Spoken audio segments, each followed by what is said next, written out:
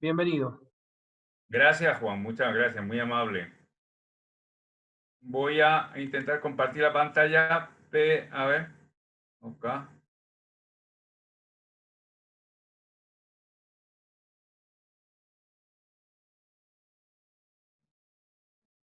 Tienes ahí en el Juan, menú no un puedo- botón de compartir pantalla. sí, le estoy dando, pero pone el anfitrión inhabilitó la función de compartir las pantallas de los participantes. A ver ahora. Vamos a ver. Ahora, Juan, ahora sí, ahora sí. Gracias, De nada, bienvenido. muchas gracias. ¿Se ve? Se ve la pantalla, ¿verdad? Se ve bien y se escucha bien. Perfecto. Bueno, eh, darte las gracias, Juan, darle las gracias pues a las personas que tienen la amabilidad de escuchar esta disertación. No se trata más de compartir una idea sobre un cultivo que yo creo que a todos nos apasiona por una parte o por otra. A unos por consumidores, a otros como profesionales del sector, a otros por mero interés. La viticultura, a quien no le despierta hoy pues cierta curiosidad en sus múltiples aspectos, incluso de cata. A mí me dio la idea, sinceramente, de hacer esta charla, de compartir si hay productores, si hay enólogos, si hay eh, aficionados, hacia dónde puede ir hoy conceptos que tradicionalmente se daban por supuesto. Yo creo que la modernidad un poco también está y más en la agricultura cuando hay tanto movimiento, está en romper determinados mitos. Por eso pongo el título Mito, realidad y perspectiva de futuro. Realmente viene esto de mi propio concepto antiguo. Como tú bien has dicho, inicié hace tiempo la trayectoria profesional en España. Yo soy español de nacimiento, aunque ahora desarrollo mi actividad profesional desde Costa Rica en la empresa Fitonutrimenta. La desempeñé hace años, empecé a desempeñar hace años y uno de los aspectos que siempre han estado alrededor de mi vida es la viticultura y la enología. Entonces, aparte de profesionalmente estar implicado, también me impliqué empresarialmente. Monté 2 bodegas en España y y soy doliente, por eso hablo desde un punto de vista no solamente teórico, sino en lo que yo he vivido. ¿Y qué concepto tenía yo antiguamente sobre el desarrollo de una uva de calidad? Pues que tenía que estar en terreno pobre, tenía que estar en situaciones de climatología adversa, tenía que estar bajo parámetros de control de riego, de control de abonado, y bueno, en parte es cierto, pero en parte no. Por lo tanto, me acuerdo porque en aquellos momentos, cuando yo trabajaba en las bodegas de Ribera del Duero, de Rioja, se manejaban producciones tope de 4.000, 5.000 kilos. Ya pasar de 5.000 kilos, las personas consideraban que era una aberración. El conocimiento que tengo hoy digamos, de la fisiología a partir de los años que he llevado de trayectoria nueva, de conocimientos nuevos, el desarrollo de productos nuevos en una empresa como Fitonutrimento, me ha dado una visión nueva sobre muchos aspectos. Y entre ellos también el de la viticultura, y de hecho por eso quería hablar hoy de esto levemente. Son ideas que nosotros queremos compartirlas como empresa por los resultados que tenemos, y son ideas que realmente el viticultor, el enólogo, el bodeguero debería empezar a considerar.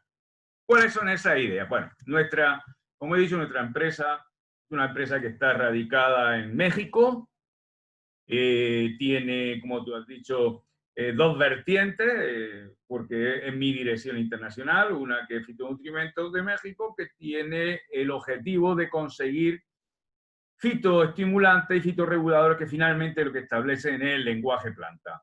Voy a resumir rápido.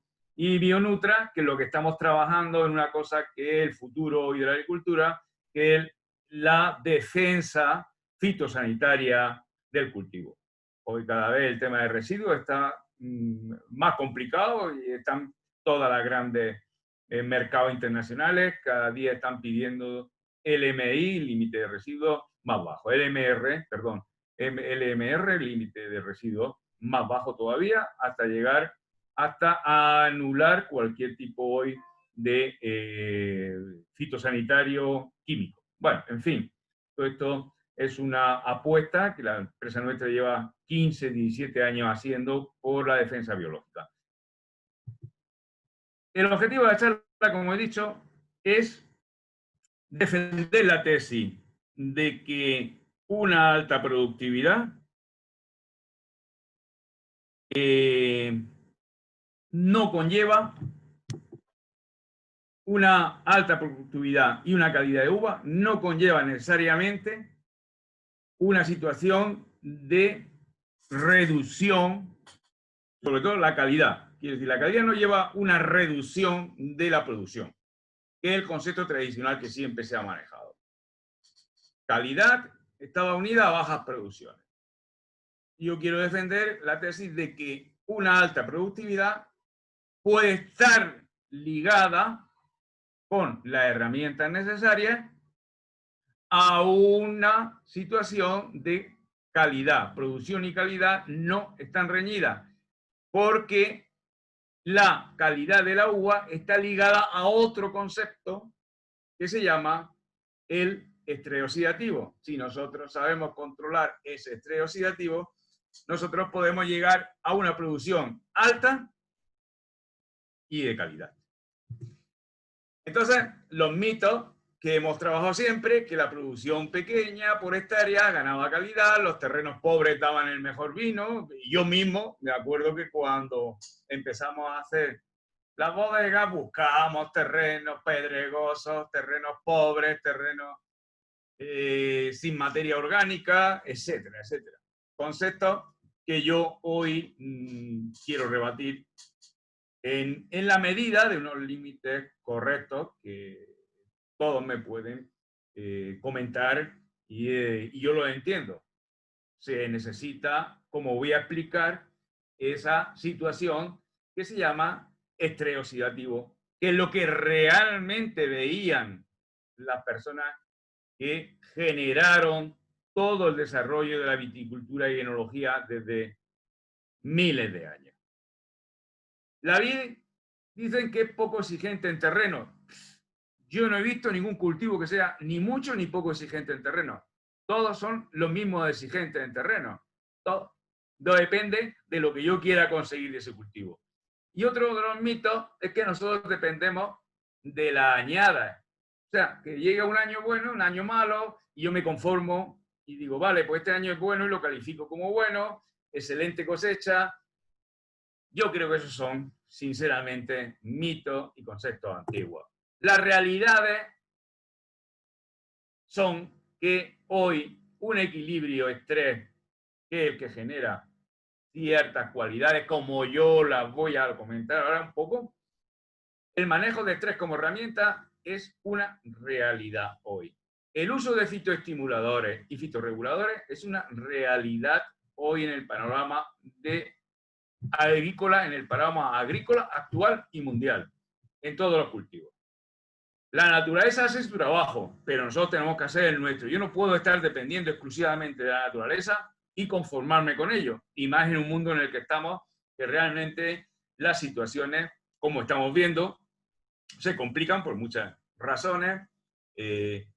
Productividades que hacen falta para alimentar al mundo, calidad que está exigiendo el mundo, adaptaciones realmente al panorama en el que vivimos.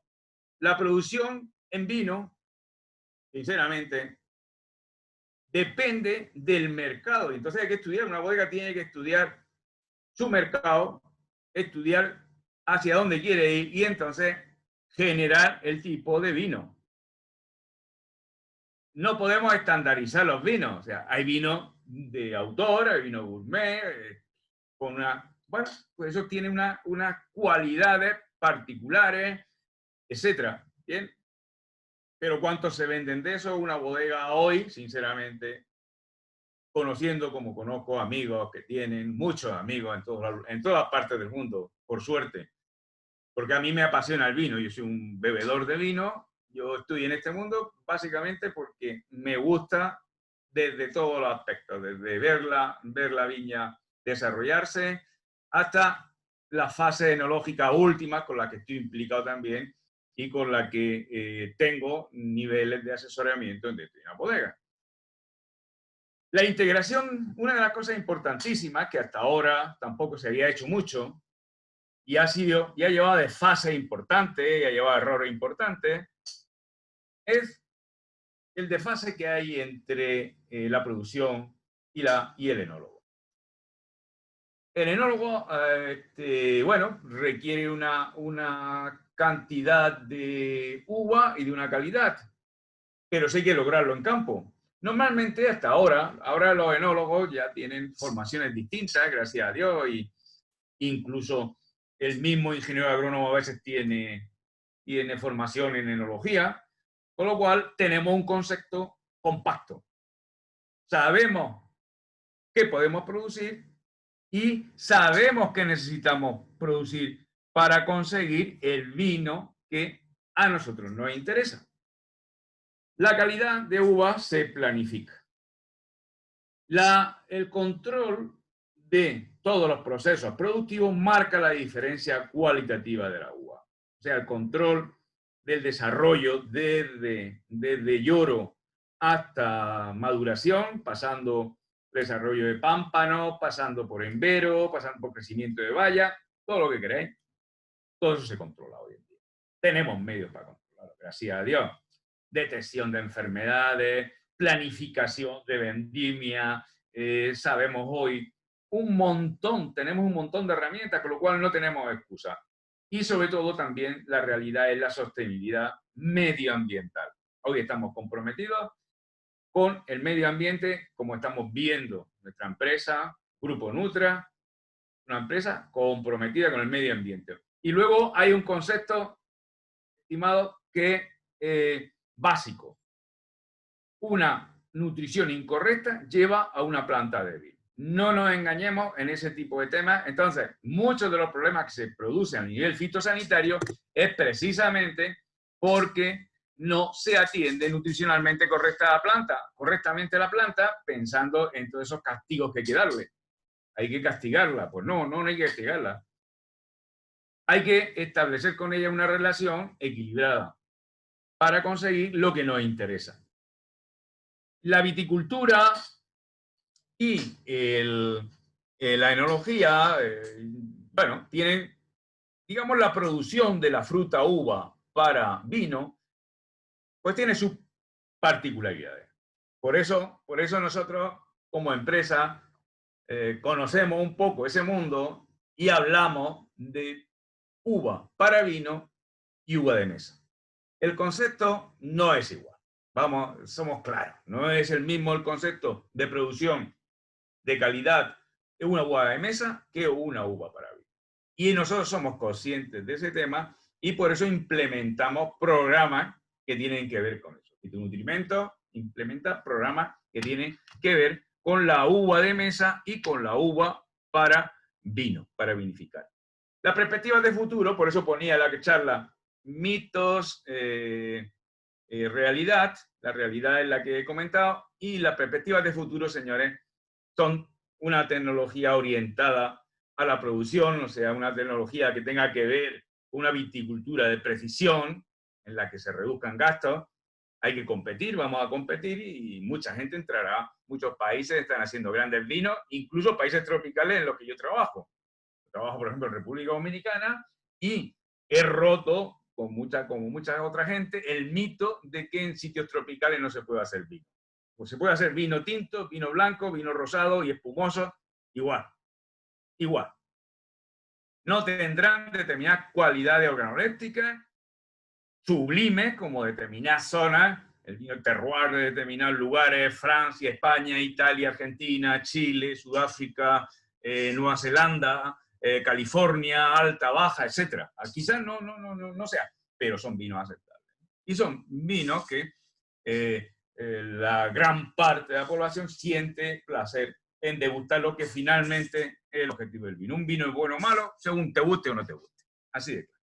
Bien, entonces la perspectiva de futuro es esa tecnología orientada hacia una viticultura de precisión.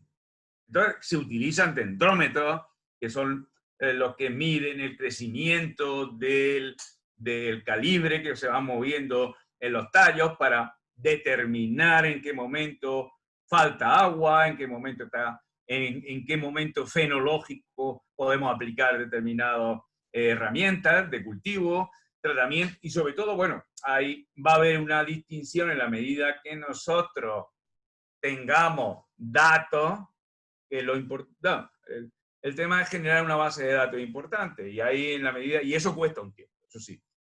Pues bueno, se van a hacer tratamientos seleccionados por unidades productivas, en donde en cada unidad productiva se va a aplicar lo que necesita realmente el cultivo. Entonces, esas nuevas tecnologías implican sensores de suelo, como he dicho, el que permiten desarrollar, medir el desarrollo de las plantas, los dispositivos que lleva el ingeniero o el técnico agrícola, el agricultor, el empresario en la mano para ir midiendo factores concretos, satélites, sensores de imagen, drones. Los drones hoy, pues, bueno, cada día se van a imponer más. Bueno, esa es la perspectiva de futuro. Yo me voy a ceñir a la realidad. Lo que quería era demostraros que el tema de suelos pobres son los mejores para la viña, eso es un mito. Un mito que hay que destruir porque nos estamos restando a nuestra empresa producción. Los mitos siempre responden a algo. Y estos mitos pues responden a lo que le gusta. Como el vino es una de las bebidas míticas más antiguas del mundo, pues bueno, pues lleva una trayectoria grande. Casi en los países latinos, en muchos países, pues, ¿quién no es un gran entendido en vino? Pues todo el mundo dice que somos un entendido en vino. Y hablan del vino, hablan de su cualidad organoléptica, redondo, cuadrado, triangular. Todo el mundo sabe mucho de esto, gracias a Dios, ¿no? Porque eso nos permite realmente ampliar cada vez la frontera comercial y tener un producto muy bueno y rentable. Entonces, bueno, quiere decirse que el mito viene de los grandes vinos que están en grandes pagos, en grandes fincas, en grandes denominaciones de origen, y tradicionalmente esos grandes vinos venían precisamente de esas características de terreno pobre antiguamente, que no se podía controlar. Las características de los grandes vinos, todos los conocemos, en calidad, perdón, de la uva de vinificación que da grandes vinos, pues la cantidad de sólidos solubles, o sea, los grados BRIC, que tenga una cantidad de grados BRIC correcta, para que luego nos dé un grado de alcohol correcto, en función de la calidad del vino, sea vino de cosecha, sea vino de crianza, sean vinos de reserva, grandes reservas, hacia donde se quiera destinar el vino, sean blancos, sean rosados, sean cava, sean champón, lo que sea. Cada uno tiene sus características y digamos, el nivel de azúcar, pues bueno, determina el grado alcohólico final. El pH, equilibrado con ese azúcar, pH, pues nos va a dar unas características del vino mejores, peores. La acidez total, en este caso, bueno, la acidez es la suma de la volátil, que es la más peligrosa, debido al ácido acético. el índice de polifenoles totales, que nos va a dar precisamente una de las características, sobre todo en los vinos tintos, que van a hacer que puedan ir destinados a grandes crianzas, a grandes reservas, etcétera. Pues eran factores de la calidad de la uva. El ácido glucónico hoy, pues, es una herramienta que nos determina la sanidad a la que llega la uva cuando entra en la bodega. Y bueno, pues finalmente la relación pulpa-ollejo, la uva de un diámetro pequeño para que la cantidad de ollejo fuera suficiente para transmitir al mosto pues todas esas metabolitos secundarios que son todos los flavonoles, todas las moléculas terpenos, todas las moléculas que dan color y olor básicamente.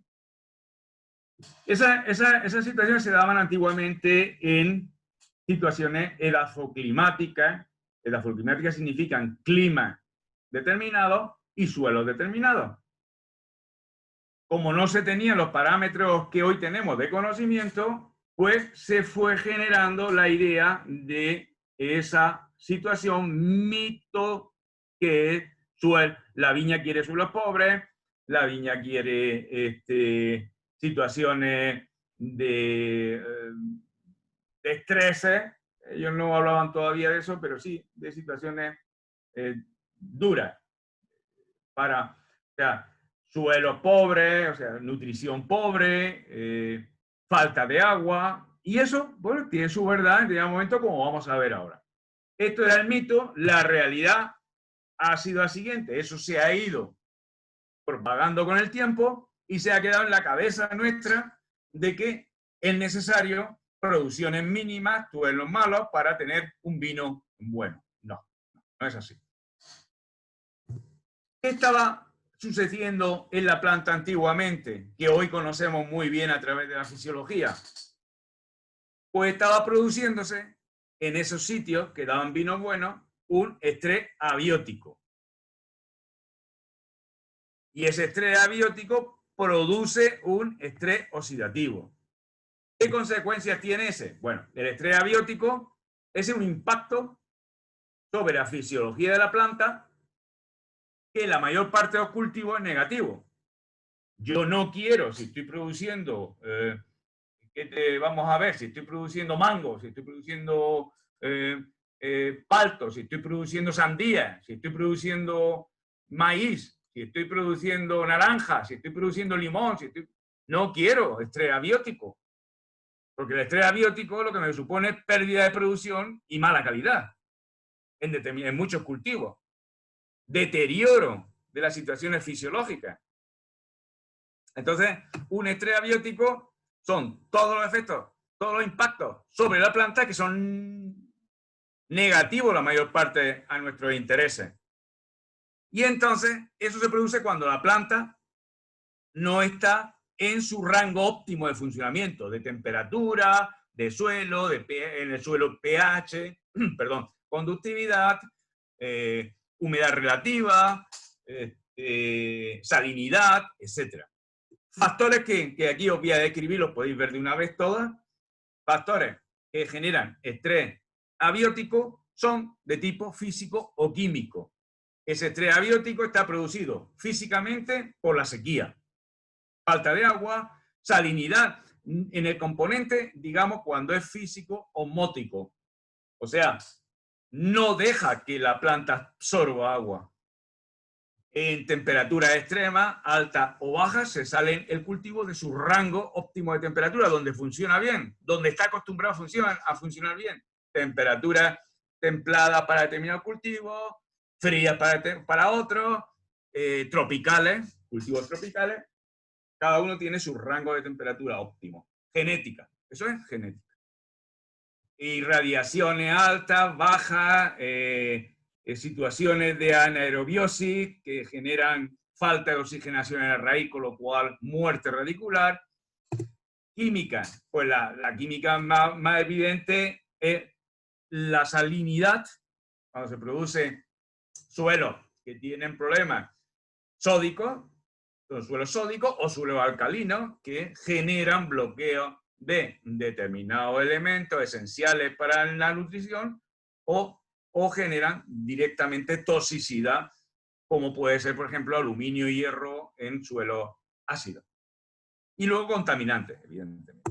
Bien, ese estrés abiótico genera un estrés que se llama oxidativo en términos fisiológicos. Se generan en la planta lo que se llaman especies reactivas del oxígeno, que lo que hacen es de inactivar las proteínas, lo que hacen es destrucción de membranas, alteración del ADN, efectivamente, romper estructuras esenciales para la vida. Eso se traduce en una reducción de crecimiento y un deterioro de raíz. Y señores, eso en terrenos pobres, en terrenos con problemas de salinidad, cuando hay temperaturas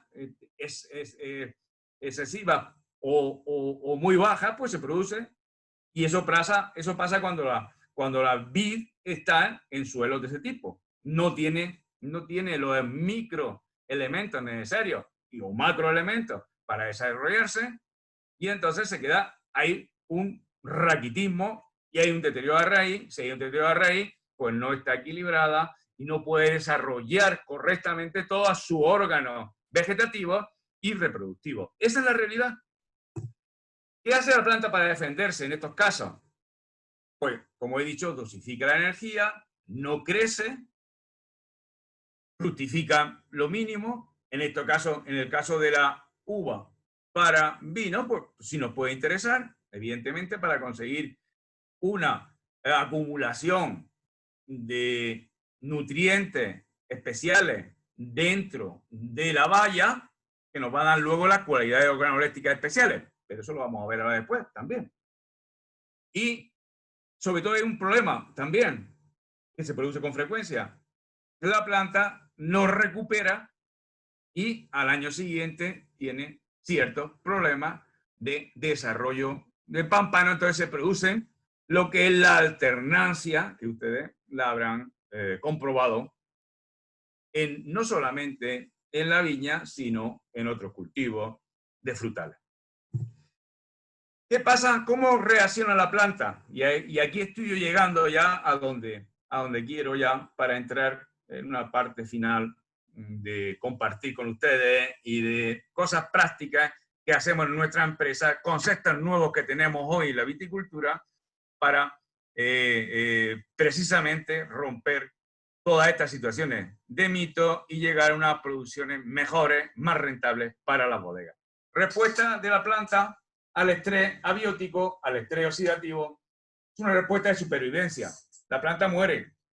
La planta está viendo que cuando está en unas situaciones de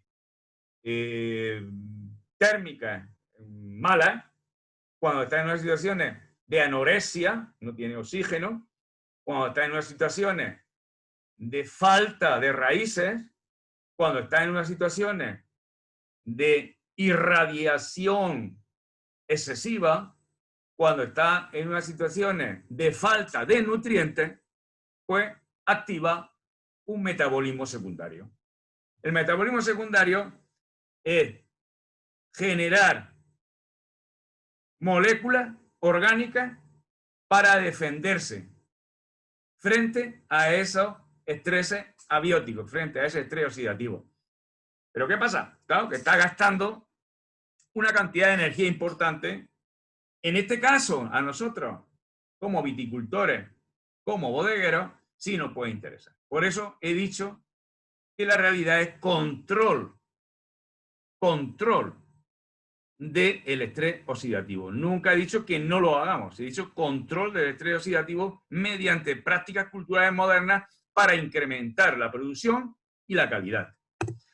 Cuando la planta tiene que defenderse y generar metabolismo secundario, esos son los antioxidantes que conocemos de toda la vida. O sea, lo que hoy tanto hablamos de antioxidantes, los conocemos perfectamente, los conocemos todos, algunos incluso se extraen precisamente de los productos secundarios de la bodega, como cuando ya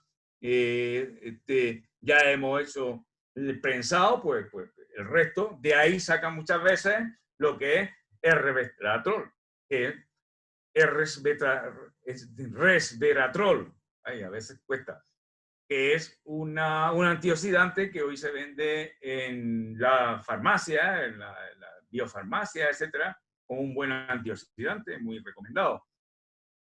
Eso lo produce la planta justo para compensar la forma agresiva del oxígeno en forma de peróxido, de ion peróxido, de superoxígeno y oxidrilo, que generan destrucción. Entonces ella, para defenderse, para que eso no ataque a sus membranas, no ataque a las proteínas, no ataque a la degeneración de lípidos, no ataque a al sistema genético, al ADN, pues entonces dedica parte de del día, las rutas metabólicas que normalmente haría para fabricar aminoácidos, proteínas, lípidos, carbohidratos, ácidos nucleicos, pues lo dedica simplemente a defenderse. ¿Y eso qué tiene ventaja para nosotros, los que trabajamos en el vino? Pues que generan polifenoles, por ejemplo.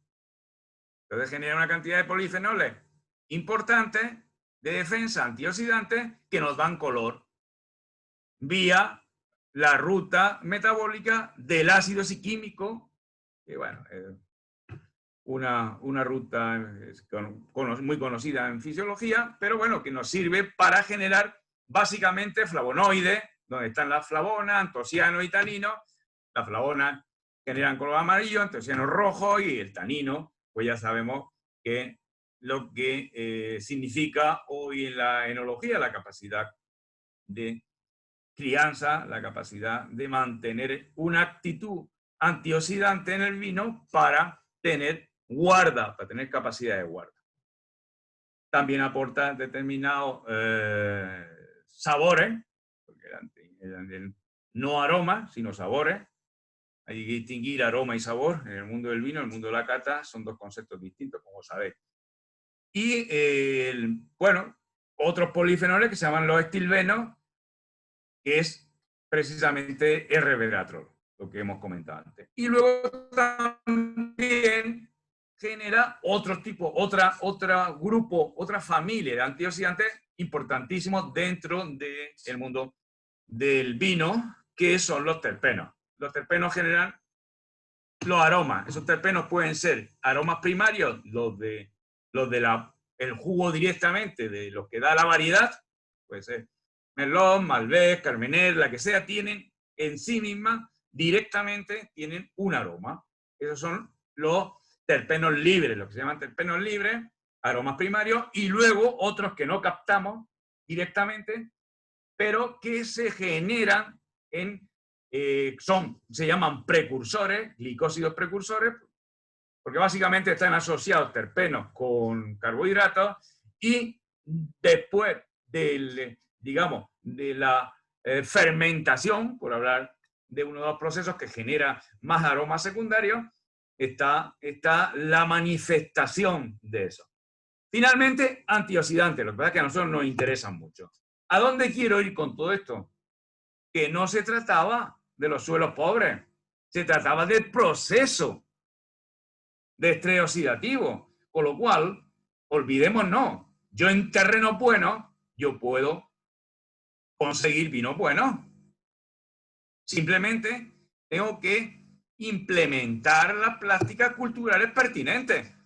Y eso depende de conocer muy bien la fisiología de la vid y aplicar en cada momento la relación, por ejemplo, de NPK correcto, la generación de a través de poda en verde, sistemas de conducción, de iluminación, finalmente prácticas culturales.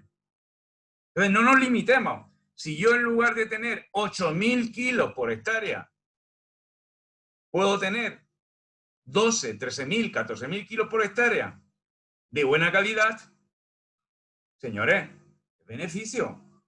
Todo depende también, efectivamente, como he dicho antes, de hacia dónde queramos ir. Antiguamente no se tenían estos conocimientos, hoy los tenemos, aprovechémoslos. Hoy conocemos muy bien el mundo de la fisiología. Nuestra empresa trabaja el mundo de la fisiología para tener herramientas de predicción.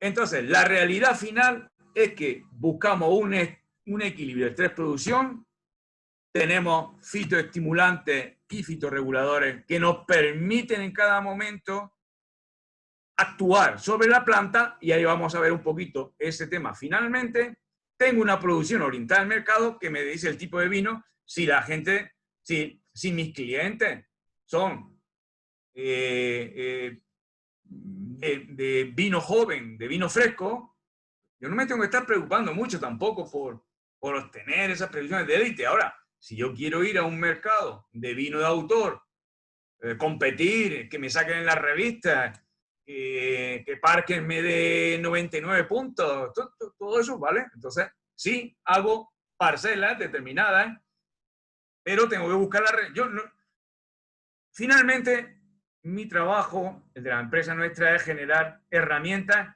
para que sean rentables las empresas con las que trabajamos. A mí ya, sinceramente, los 99.99 puntos Parker, yo realmente ya no me interesa excesivamente.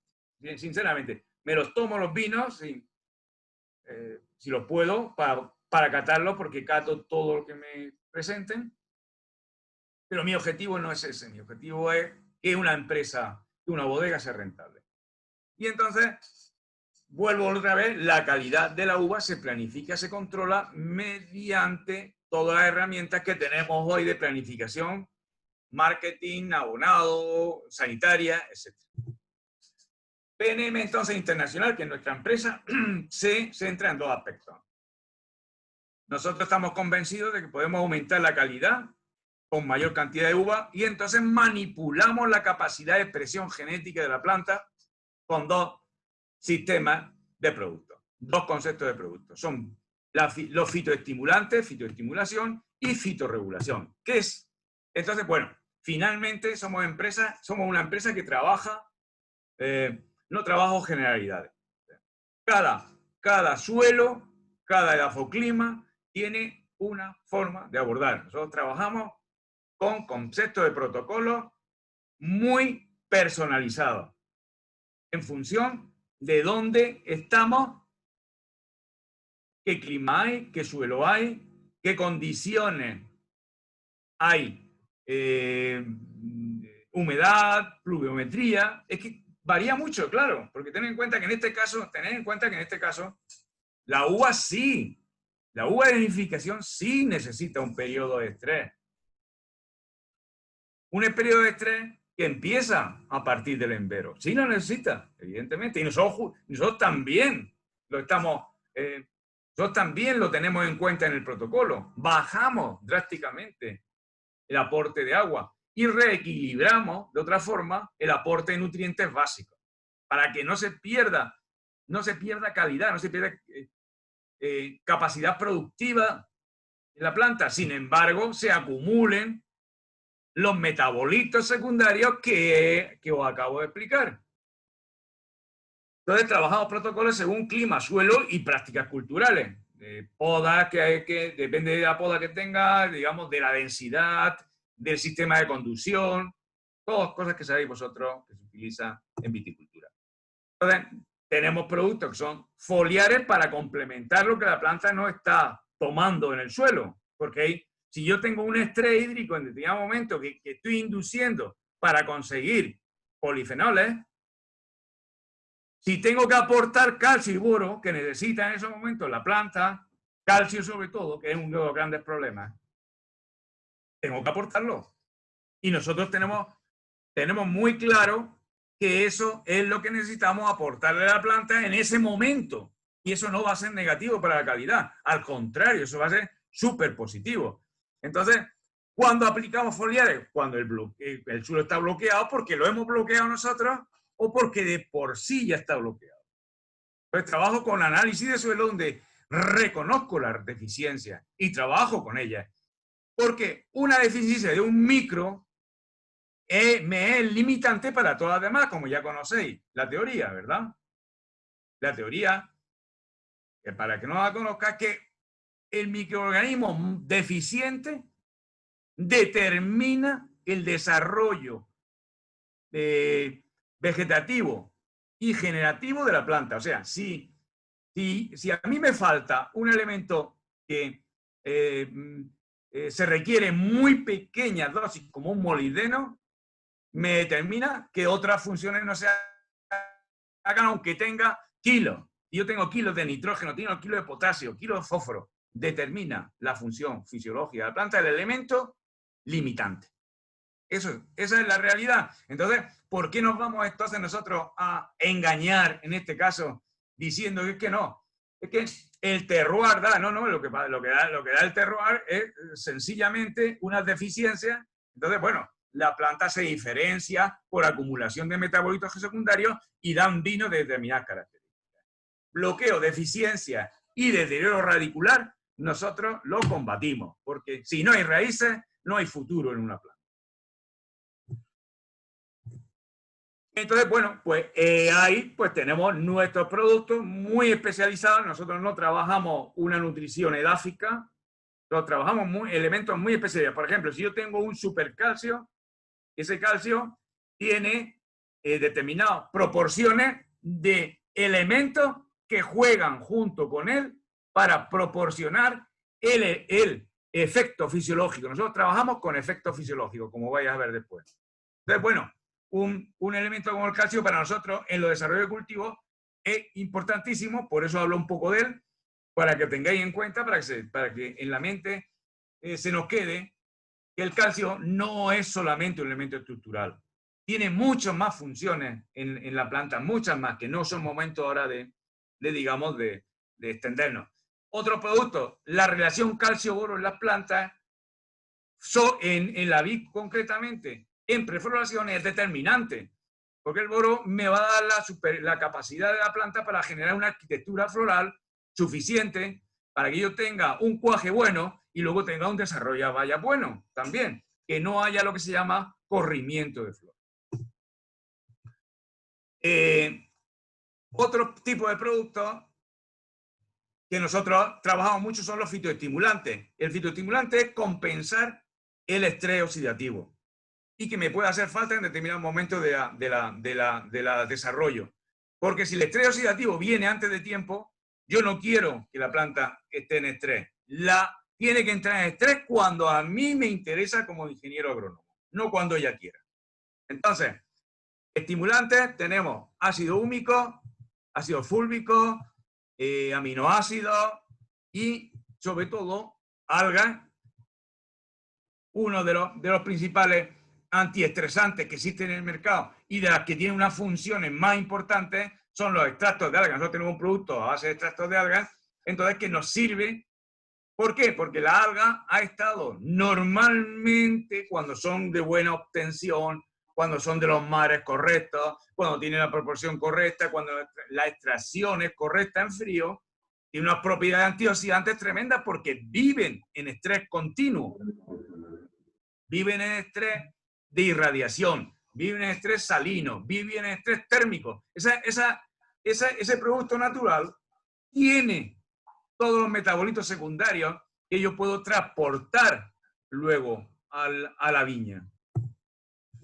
Y los fitorreguladores, ya en la última parte, esto ya sí es la herramienta hoy más precisa que hay, porque estos son órdenes que yo le doy a la planta. Las órdenes es genera raíz, genera tallos nuevos, o sea, brotes nuevos, yo lo utilizo mucho, que hay un problema de brotación.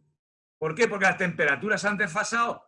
Utiliza lo que la planta necesita para hacer eso, que son citoquininas. Utiliza un gran producto con citoquinina para generar los brotes que no tienes, o preparar la planta, o generar multiplicación para que crezca desde cuaje, las bayas se desarrollen correctamente todas y luego ya se llenan correctamente con los azúcares y la generación de metabolitos secundarios. Pero tengamos materia sobre la que trabajar. Si no tengo materia, no tengo nada que hacer. Luego, si yo tengo que tener una planta de futuro, la mayor parte de nutrientes para el año siguiente en la viña están acumulados en la parte de la radicular y en la parte, digamos, del tronco. El tronco, toda la parte que dejamos después de la poda, o sea, todo lo que es la cepa, que no me venía la cepa, me venía ahora la palabra. Ahí, y si no, pero básicamente está en la raíz. Porque cuando llega la activación de la viña, lo primero que se activa es la raíz. No hay hojas. Eso significa que en la raíz debe de haber los suficientes carbohidratos, los suficientes aminoácidos, las suficientes enzimas, los suficientes lípidos para que genere una brotación uniforme, pareja y vigorosa. Y sana. Eso lo hacemos con los enraizantes de gran poder. ¿Por qué? Porque la planta ya no se preocupa mucho de la raíz. En cuanto a partir de la floración, la viña ya no se preocupa de generar ácido indolbutírico. Entonces, para generar raíces, pelos absorbentes, etc. Entonces, yo lo que hago es dárselo. Y estoy preparando mi almacén, estoy preparando mi frigorífico para la siguiente campaña. Muchas veces me dicen algunos clientes, coño, Miguel, mira que este año, entre que el cambio climático, que el año pasado tuve una producción alta, este año es que no termina de brotar. Yo, claro, no termina de brotar porque no has preparado el sistema para la brotación.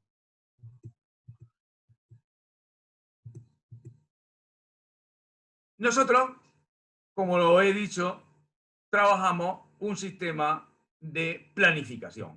Algún sistema, esto es un ejemplo, lo hacemos, vamos a ver, no tomaron más que ideas porque realmente yo no soy de libro. O sea, a mí que me digan que la viña necesita tal, NPK, tal, bueno, me río.